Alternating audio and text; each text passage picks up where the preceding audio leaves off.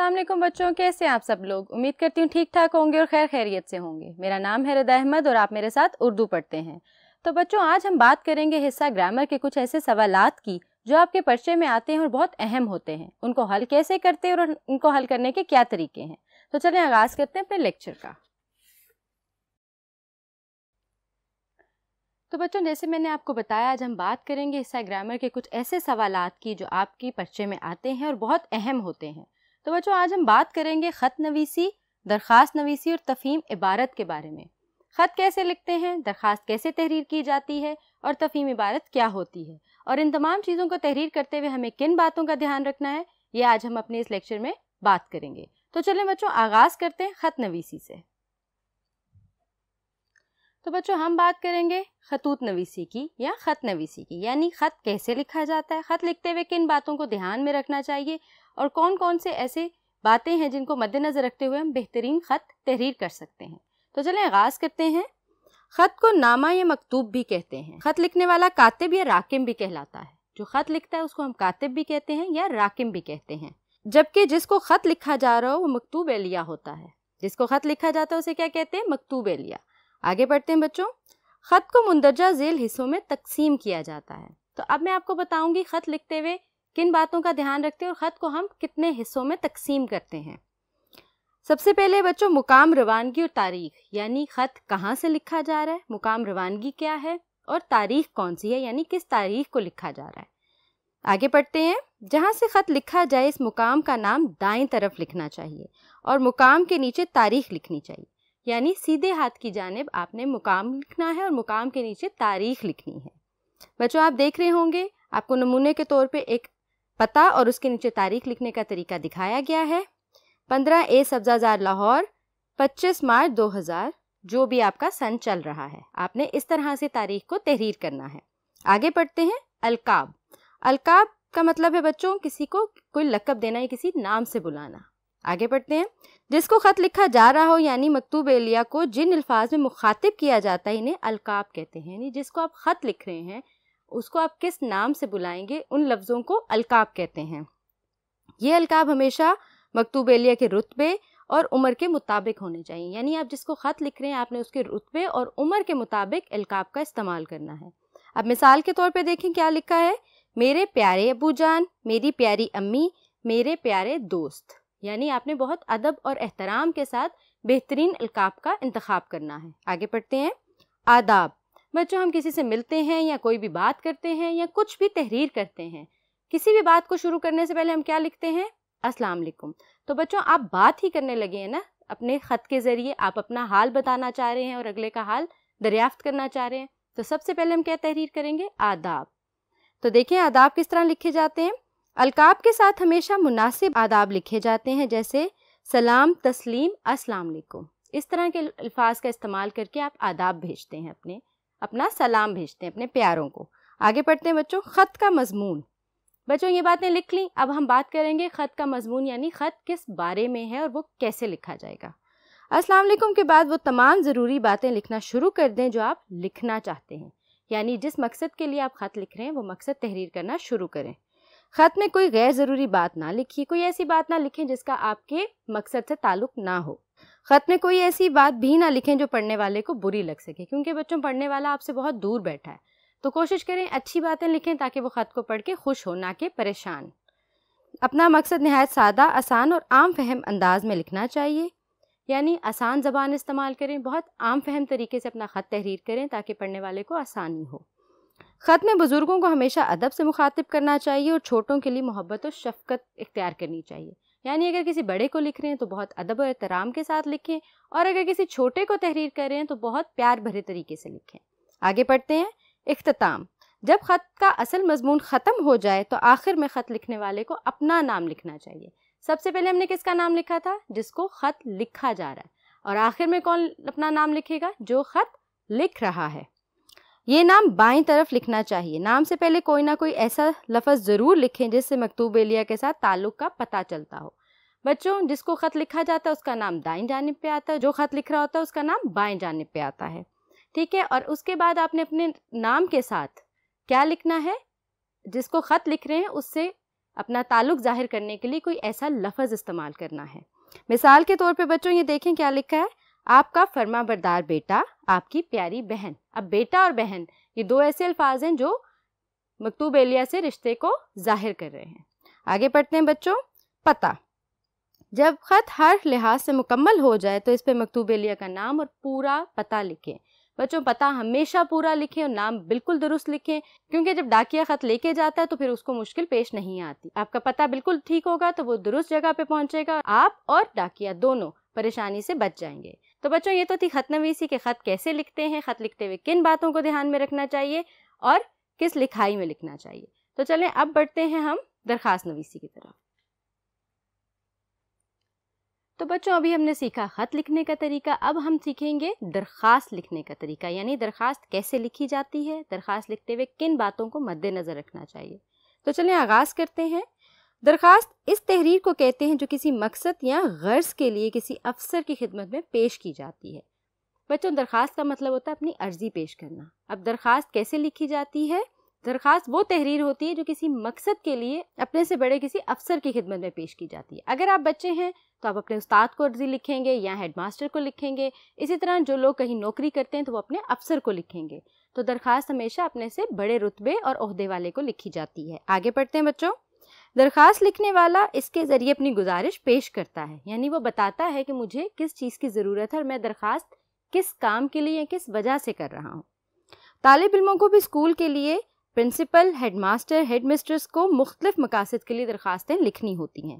آپ کو چھٹی کے لیے بھی درخواست چاہیے ہوتی ہے، آپ کو فیس معافی کے لیے بھی عرضی لکھنی پڑتی ہے، اور کبھی کبھی آپ کو کسی جگہ کے دورے کے لیے بھی پوری جماعت مل کے اپنے پرنسپل کو یا ہیڈ ماسٹر کو درخواست لکھتی ہے۔ بچوں درخواست لکھنا آپ کو بہت اچھے سے آنا چاہیے کیونکہ یہ آپ کے پرچے میں بھی ایک اہم سوال ہوتا ہے۔ تو چلیں آغاز کرتے ہیں اور دیکھتے ہیں درخواست لکھنے کا طریقہ کار۔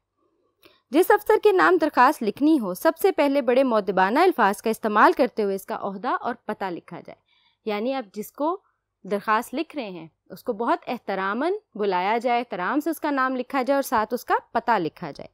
مثلاً محترمہ ہیڈ مسٹرس اور پرنسپل صاحبہ، اگر بندہ ہے تو آپ پرنسپل صاحب لکھ سکتے ہیں، اور اگر کوئی بندی ہے یعنی عورت ہے، خاتون ہے، تو آپ پرنسپل صاحبہ لکھیں گے۔ اس کے آگے آپ اسکول کا نام لکھیں گے۔ آگے بڑھتے ہیں بچوں۔ دوسری سطر کے بالکل درمیان میں جناب عالی اور جناب عالیہ کے الفاظ لکھنے ہیں، یعنی دوسری سطر کے درمیان میں آپ نے جناب عالی یا جناب عالیہ کے الفاظ لکھنے ہیں۔ ٹھیک ہو گیا؟ آگے پڑھتے ہیں۔ تیسری سطر میں مؤدبانہ گزارش کے الفاظ لکھ کر اپنا مقصد لکھنا شروع کریں۔ مؤدبانہ گزارش کا مطلب ہے کہ آپ ایک عرضی کرنے لگے ہیں بہت احترام سے، بہت ادب سے۔ یہ مؤدبانہ گزارش کا لفظ لکھنے کے بعد اپنا مقصد تحریر کرنا شروع کریں کہ آپ درخواست کیوں لکھ رہے ہیں۔ نفس مضمون صاف اور واضح ہونا چاہیے۔ بچوں یاد رکھیں کہ آپ جو بات کر رہے ہیں صرف وہی بات لکھیں اور بہت صاف لکھائی میں لکھیں۔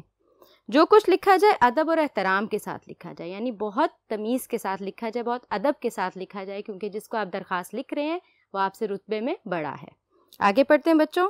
آخر میں نفس مضمون کو عام طور پر دعائیہ یا مؤدبانہ الفاظ پہ ختم کرنا چاہیے، یعنی جب آپ کی درخواست کا مضمون مکمل ہوا تو اس کے بعد آپ نے اس کو بہت احتراماً مؤدبانہ الفاظ پر ختم کرنا ہے۔ آگے پڑھتے ہیں۔ آخر میں العارض یا درخواست گزار وغیرہ لکھ کر نیچے اپنا پورا نام اور پتہ لکھنا ہے، یعنی آپ نے العارض یا درخواست گزار لکھ کر اپنا پورا نام لکھنا ہے اور پتہ لکھنا ہے۔ آگے پڑھتے ہیں۔ اور تاریخ بھی درج کرنی چاہیے، اور بچوں تاریخ ضرور درج کیا کریں۔ آگے پڑھتے ہیں۔ طالب علموں کو پتے کی جگہ اپنے نام کے ساتھ اپنا رول نمبر، جماعت، فریق اور اسکول کا نام لکھنا چاہیے۔ یعنی بچوں نے کیا کرنا ہے، جو طالب علم ہیں جو اسکول میں پڑھتے ہیں اور اپنے پرنسپل کو درخواست لکھ رہے ہیں تو انہوں نے کیا کرنا ہے، اپنے نام کے ساتھ اپنا رول نمبر اور اپنی جماعت کا نام لکھنا ہے، اور اپنی درخواست پہ کسی بڑے سے یعنی اپنے والد سے، والدہ سے یا سرپرست سے دستخط ضرور کرانے ہیں۔ تو بچوں یہ تو تھا درخواست لکھنے کا طریقہ جو میں نے آپ کو بتایا، مجھے یقین ہے آپ کو بہت اچھے سے سمجھ آئی ہوگی۔ آپ بار بار مشق کریں گے تو آپ درخواست لکھنے میں ماہر ہو جائیں گے۔ تو چلیں بچوں اب بڑھتے ہیں تفہیم عبارت کی طرف۔ تو بچوں اب ہم بات کریں گے تفہیم عبارت کے بارے میں کہ تفہیم عبارت کیا ہوتی ہے، اس کو حل کرنے کے لیے ہمیں کن باتوں کو دھیان میں رکھنا چاہیے۔ بچوں تفہیم عبارت ایک ایسی چیز ہے جس کو حل کرنے کے لیے سب سے ضروری بات یہ ہے کہ آپ بہت چوکس ہو کے اور چوکنے ہو کے اس کو پڑھیں۔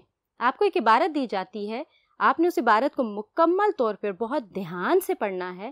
اس کے بعد اس عبارت سے متعلق آپ کو کچھ سوالات دیے جاتے ہیں اور آپ نے ان کا جواب عبارت سے ہی دینا ہے۔ تو بچوں سب سے ضروری بات یہ ہے کہ عبارت کو دھیان سے پڑھیں. اگر آپ نے عبارت کو بہت دھیان سے پڑھا ہوگا تو پتہ کیا ہوگا، جب آپ جواب لکھ رہے ہوں گے تو آپ کو جواب جھٹ سے یاد آ جائیں گے. آپ کو بار بار عبارت کو نہیں پڑھنا پڑے گا. بچوں اگر پرچہ دیتے ہوئے آپ بار بار عبارت پڑھیں گے تو اس سے وقت کا ضیاع ہوتا ہے اور پھر آپ باقی سوالات کرنے سے محروم رہ جائیں گے. تو ضروری بات کیا ہے کہ عبارت کو ایک ہی دفعہ پڑھیں، لیکن بہت غور سے اور بہت دھیان سے. تو بچوں یہاں پہ نمونے کے طور پہ میں ایک عبارت پڑھوں گی اور آپ کو سوالات کے جواب حل کر کے دکھاؤں گی تاکہ آپ کو اندازہ ہو جائے تفہیم عبارت کو حل کیسے کیا جاتا ہے. تو چلیں آغاز کرتے ہیں. درج ذیل عبارت پڑھ کے نیچے دیے گئے سوالات کے جواب تحریر کیجئے، یعنی عبارت کو غور سے پڑھیں اور نیچے دیے گئے سوالات کے جواب تحریر کریں اور عبارت کا مناسب عنوان بھی تحریر کیجئے، یعنی کہ عبارت کے مطابق کیا عنوان بنتا ہے وہ آپ نے تحریر کرنا ہے. تو بچوں سب سے پہلا اور ضروری کام یہ ہے کہ عبارت کو غور سے پڑھیں. تو چلیں آغاز کرتے ہیں عبارت کا. ایک اچھی کتاب انسان کی بہترین دوست ہوتی ہے جو اس کی زندگی پر گہرے اثرات مرتب کرتی ہے. معاشرتی اور سماجی اقدار سے لے کے روزمرہ معاملات میں اس کی بہترین رہنما ثابت ہوتی ہے. کتاب کی سب سے بڑی خوبی یہ ہے کہ انسان کو بغیر کسی محنت کے وہ سب کچھ سکھا دیتی ہے جس کے لیے سالوں کی جدوجہد درکار ہوتی ہے. کتاب پڑھنے والے شخص کو کبھی بوریت کا احساس نہیں ہوتا. وہ کتاب اٹھاتا اور دنیا کے جس حصے کی چاہتا ہے سیر کرتا ہے. دنیا کی مشہور اور نامور لوگوں کی حالات زندگی اور کارناموں سے استفادہ حاصل کرتا ہے. دنیا میں ہونے والی نئی نئی ایجادات سے آگاہی حاصل کرتا ہے. یہی وجہ ہے کہ ایک کتاب دوست شخص کے پاس معلومات کا ایک وسیع خزانہ ہوتا ہے جسے وہ ہر جگہ استعمال کر سکتا ہے. ایک اچھی کتاب انسان کو علم و آگاہی سے منور کرتی ہے اور اسے دنیا کو بہتر انداز میں سمجھنے کے قابل بناتی ہے. ایک اچھی کتاب ایسے دوست کی طرح ہوتی ہے جو زندگی کے کسی موڑ پہ انسان کا ہاتھ نہیں چھوڑتا. تو بچوں یہ تو تھی عبارت، ہم نے پڑھی بہت غور سے، مجھے یقین ہے آپ نے بھی بہت غور سے میرے ساتھ پڑھی ہوگی. تو چلیں اب بڑھتے ہیں سوالات کی طرف اور دیکھتے ہیں جواب کیا بنتے ہیں. کتاب انسان کی بہترین دوست کیوں ہے؟ اب جلدی سے بتائیں کتاب انسان کی بہترین دوست کیوں ہے؟ کیونکہ کتاب انسان کو کبھی بھی بور نہیں ہونے دیتی، کبھی بھی اکیلا نہیں چھوڑتی. انسان کا جب دل کرتا ہے وہ کتاب اٹھاتا ہے اور دنیا کے کسی بھی حصے کی سیر کر لیتا ہے. اب بچوں اگر آپ عبارت کے شروع میں دیکھیں تو جواب کیا ہے؟ ایک اچھی کتاب انسان کی بہترین دوست ہوتی ہے جو اس کی زندگی پہ گہرے اثرات مرتب کرتی ہے. بچوں آپ جواب کو اپنے الفاظ میں بھی لکھ سکتے ہیں، لیکن یاد رکھیں جواب لکھتے ہوئے آپ کا جو بھی جواب بنے بچوں وہ تمام تر عبارت کے مطابق ہو. آگے پڑھتے ہیں. ایک اچھی کتاب کی سب سے بڑی خوبی کیا ہے؟ تو بچوں اب عبارت میں سے اس کا جواب دیکھتے ہیں. ایک اچھی کتاب کی سب سے بڑی خوبی یہ ہے کہ وہ انسان کو علم و آگاہی سے منور کرتی ہے، یعنی وہ انسان کو علم فراہم انداز سے زندگی گزارنے کے قابل بناتی ہے. آگے پڑھتے ہیں بچوں. کتاب پڑھنے والا شخص بوریت کا شکار کیوں نہیں ہوتا؟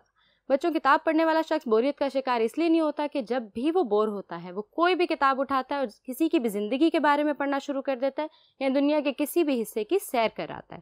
تو جن کے دوست کتابیں ہوتی ہیں وہ کبھی بھی بور نہیں ہوتے. آگے پڑھتے ہیں. کون سا دوست زندگی کے کسی موڑ پر ساتھ نہیں چھوڑتا؟ بچوں ہر انسان آتا ہے اور چلا جاتا ہے. کتابیں وہ واحد دوست ہوتی ہیں جو انسان کا کبھی بھی زندگی کے کسی بھی موڑ پہ ساتھ نہیں چھوڑتی. آگے پڑھتے ہیں.